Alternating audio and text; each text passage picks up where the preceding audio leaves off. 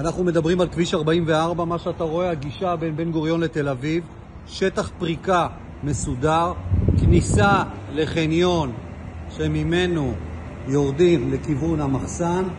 יש לנו בחניון כ9 חניות צמודות בנסח טאבו.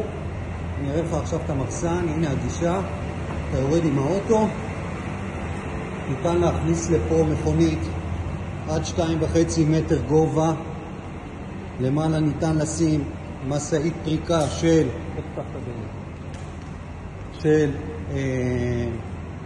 40 פיט.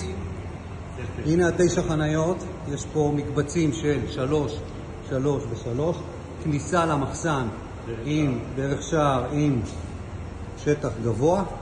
כמו כן אנחנו כרגע נכנסים לתוך המחסן עצמו. במחסן יש מספר גבהים. גובה מספר 1 זה 4.5 מטר, הגובה מספר 2 הוא כ5.5 מטר ומעלה. גישה למלגזה, תראה את הגובה, הכל פה מוכן, כולל ספרינקלים, כולל הכל משרד בכניסה למחסן. כמו כן יש לנו משרד נוסף למעלה, שהוא משרד כ30 מטר לניהול המקום. המחסן הוא ענק עד הסוף, אני לא אעלה אותך וילך עד הסוף. אם אתה מעוניין לראות אותו, בשמחה.